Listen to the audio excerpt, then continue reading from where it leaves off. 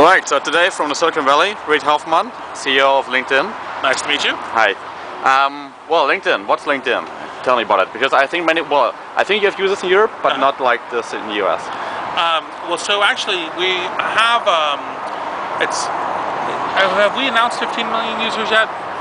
Okay, so we have 14 million users. 14? Right.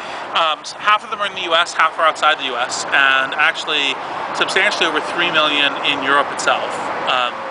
And so we are, in terms of the size of the kind of global business platform, we're the one that actually goes kind of most global as a professional network in terms of people being able to do professional people search and find people, ask and answer questions, that sort of thing. And that's basically what LinkedIn is. And for Germans, obviously Germans are familiar with Xing. So yeah, that's what I'm going to ask you, because Xing is already very well known in Germany. So how do you want to pick up on that in Germany and Europe? Well, so from how we look at it, and you might have a better sense of it, is Xing is very popular amongst in Germany, Austria, the German-speaking part of Switzerland. It doesn't seem to have spread that far past the borders. They made some Spanish acquisitions. I don't quite know what's going to happen with those. Yeah. But like, for example, they've been in France for a long time. They've been in UK, and as yet they're not substantial there. So the way that we look at them is we kind of look at it as like, okay, that's a really great German thing, and whether or not how that plays with LinkedIn, we don't know yet, right? So maybe it'll be, Xing will be Germany, and we'll do kind of more cross-border Europe or English Europe, or maybe it's just a question of how it plays out.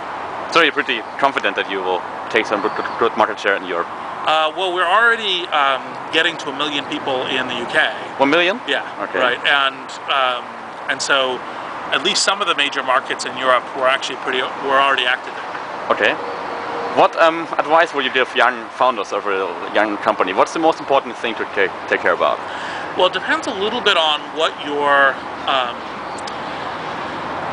I have a lot of advice for Silicon Valley folks, and Europe is a slightly different way. But why is it different?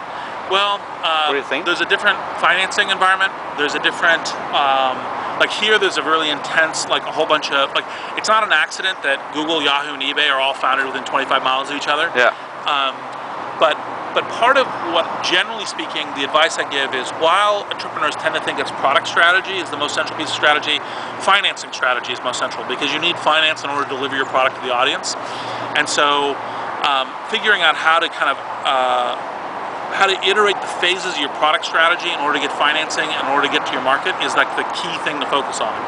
Now, generally speaking, on the web, which is one unique thing, is you focus on launching early, right? Like, for example, one of the pieces of advice I give is, if you're not embarrassed by your first release, you've launched too late, right? So go fast. Yeah.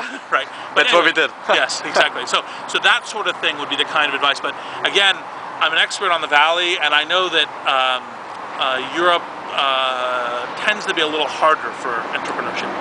Do you think it makes more sense to start in one country, like in Germany only, or locally in the Bay Area, for example, or do you think that it makes, to put the energy on one spot, or do you think that it makes sense to spread the energy?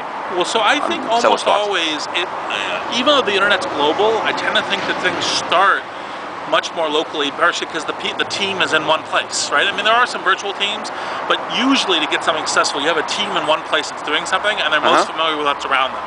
And so I don't think it's actually, despite the fact that the internet is global, I think that it's actually not a surprise that different sites kind of take off in particular markets. Now, some of the more bizarre ones are like Orkut, right? Because Orkut was designed in Silicon Valley, but took off in Brazil and then later in India.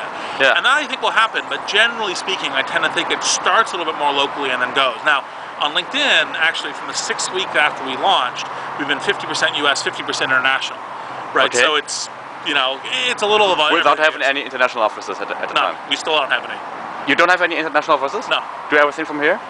Do everything from here, yes. Impressive. Yes. Okay, the last question. What was your biggest mistake? What should you have done better? Interesting. I guess, let's see, biggest mistake. It might have been, we decided to launch a very lightweight, thin version of Groups early, because we knew that groups wanted to start adopting platforms, and so we launched a very thin version, and maybe it should have been a little thicker. Now, generally speaking, the advice I give entrepreneurs is is launch thin and Yeah. then iterate. We didn't end up getting back until recently to iterating on that because we were busy doing other things. So Okay. maybe that was it. Perfect. Cool. And to sum it up, I have to show you shoes. No worries. That's pure Silicon Valley style. Yes. Thanks, Rick, for the interview. Thanks. Thanks. Thanks. Take Bye-bye. care.